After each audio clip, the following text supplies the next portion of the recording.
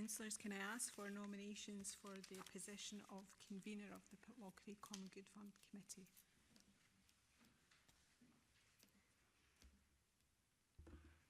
Thank you. I would like to propose Councillor John Duff. I would further like to propose that the convenership rotates the way it does in Strathearn and Strathallan. Historically, it has rotated.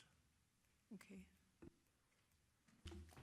I'm content with that proposal, that that John's the first one and that it rotates on that basis around the 3 councillors, 1 a year.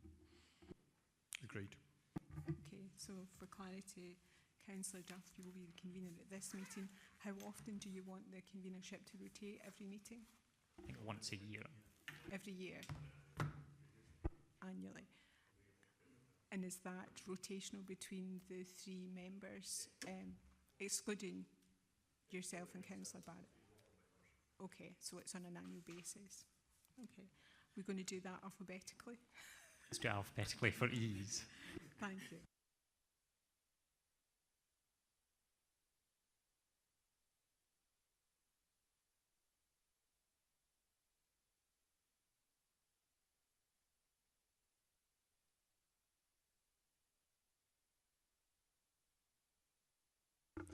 Okay, well, thank you very much for that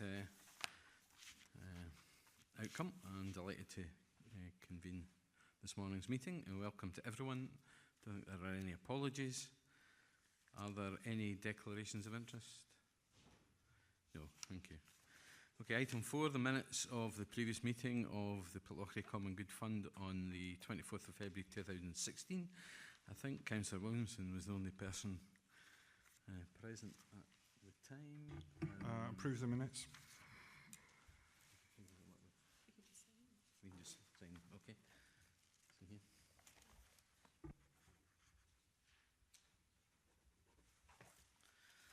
Thank you.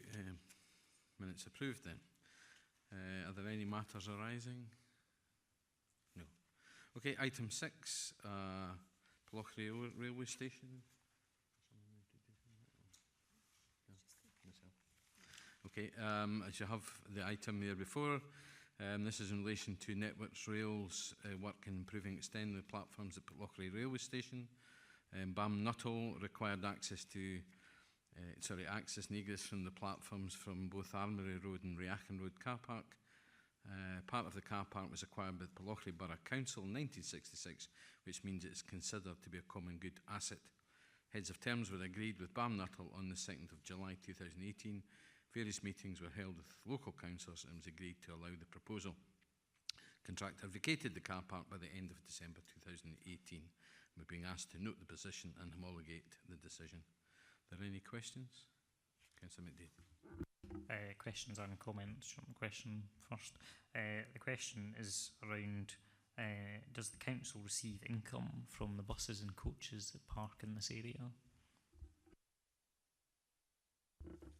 I've made inquiries with our parking colleagues, and obviously there is a car park there at Riachan Road, so that generates income. And the coach parking also generates some income for the council, for the car parking account. And can I ask why the common good is receiving no income, given that it is on common good land in part? It's I've had a look at the titles of the land. It's a very small area of land which is common good, which makes up the car park. But our accounting policy for common good assets is that if the asset or the site is used for the delivery of council services, it's treated as an operational asset for the general fund purposes. So the general fund picks up or bears the risks and rewards of ownership, so picks up the cost of expenditure, and is also, if there's any income generated from the site, is rewarded with the income.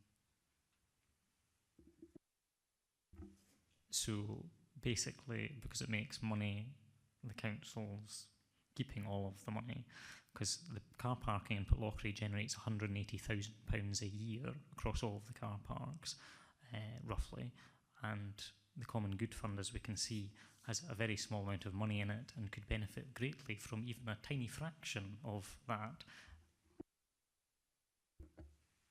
I agree, I sympathise. However, common good assets are not just the car park, there's all the land, there's other infrastructure, there's town halls, etc.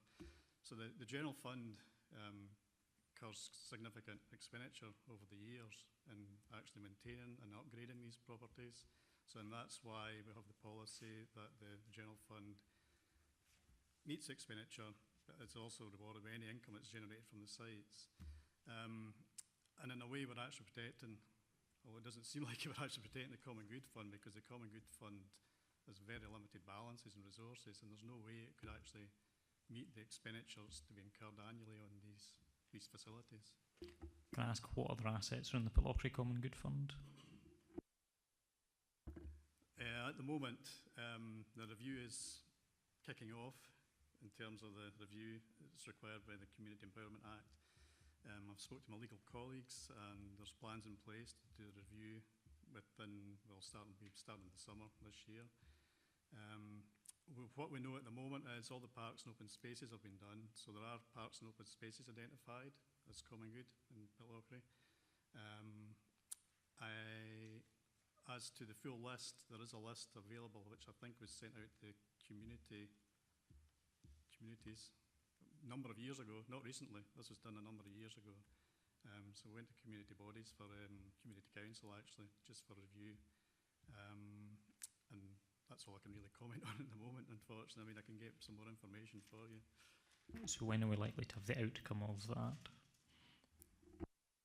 Outcome of the review, I wouldn't like to put a timescale on that. That's for my legal colleagues to comment, really. I want to place them under undue pressure, because this is a time-consuming task, looking at titles. That's very time-consuming. Well, Convener, given that this has been rumbling on for quite a long time, could I ask that this Common Good Fund meets again in December, full council day at the latest, to hear an update on where things are progressing? Because we did ask for this at least a year ago, I think, Councillor Williamson, and it has been going on for quite some time. Thank you, Councillor McDade. I certainly would like an idea of when we might, sorry, Councillor Williamson, when we might have that done.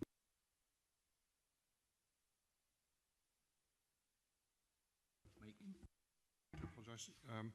I am aware that the Black Spout is part of the common good, but my concern is, like Councillor McDade, that we potentially could have actually sold some of our common good property without ever actually realising that it was common good in the first place, and the Common Good Fund might not have benefited from this. So when we are doing this review, are we going to go back in time to check that nothing's actually been sold off as part of and the Common Good Fund hasn't received any of the financial benefits from those sales? In terms of previous practice, we've never gone back, we've always gone forward.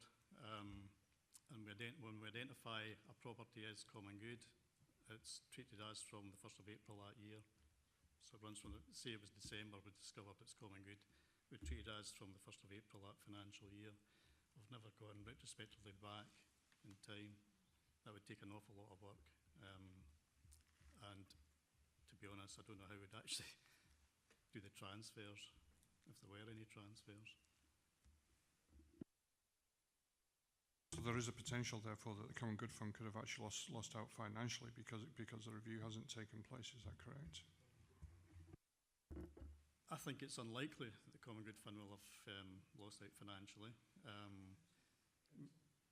mean, the income would have gone into the council, into the general fund, so the council would have benefited overall. I mean, common good assets are council assets, so, and that's why we go through the accounting policy that if it's used for the delivery of council services, it's treated as an operational property.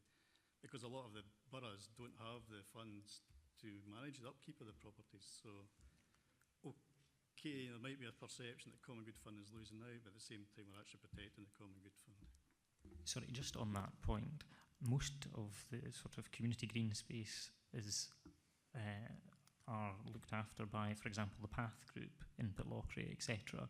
And I think that perhaps Pitlochry is a different situation from some of the other common goods in the fact that we don't own that many assets, but actually, potentially, for example, the car parking is a very profitable one that we do own that might actually ensure there is a net gain. So I think as we do this review, it would be beneficial for us to see an analysis of what it's actually costing the council to maintain the common good assets versus what it's actually making in profit, because those 5 coach spaces are probably the most used coach spaces in Pitlochry, and they're used constantly all the way through the day. Can I suggest, obviously, that there is a review ongoing, and that we ask the officers to obviously expedite that review, and then that we review what comes out of it once it's complete. Thank you. Are you Can we agree to have a meeting in December to have an update on the situation? So happy with that? Convener, Yes. Councillor Barrett. I appreciate that members of the Common Good Fund will want an update. Whether it's actually necessary to convene a meeting to have an update, I don't see that the two automatically follow. Okay. I think given the level of public interest there has been in Pitlochry and the fact that we haven't had any meetings up to this point, so there's a matter of public record, it would be useful to have a meeting.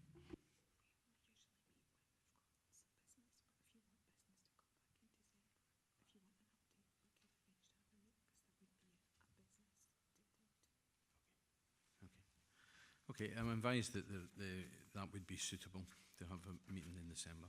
Thank you. Okay, can we move on then, please, to item 7? Sorry, have we agreed then to homologate the decision? Yeah, and I think I would also just say Bam Nuttall did a very good job as well. You know, they listened to our concerns, and you know, we got a good result in the end. Thank you. Agreed. Thank you. Agreed. Okay, item 7, advisory non-voting member. You'll recall that on the meeting of 20th December 2017, the Council agreed that Common Good Fund committees have the ability, if they so wish, to invite a member of local community council to join the committee as an advisory non-voting member. Can I ask the committee how it wishes to implement that decision? Convener, I would move that we appoint a member to be nominated by the Community Council as an advisory non-voting member on a permanent basis. Given that the committee meets so irregularly, it would be unwise, I think, to appoint someone for 12 months when we might not meet again on a 12-monthly basis.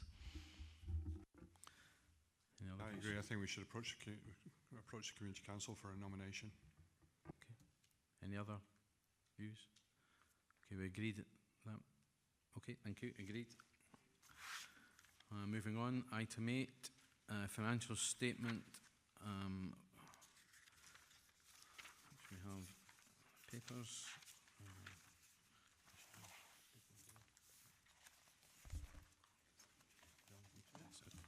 Mr. Coyne. Thank you, Convener.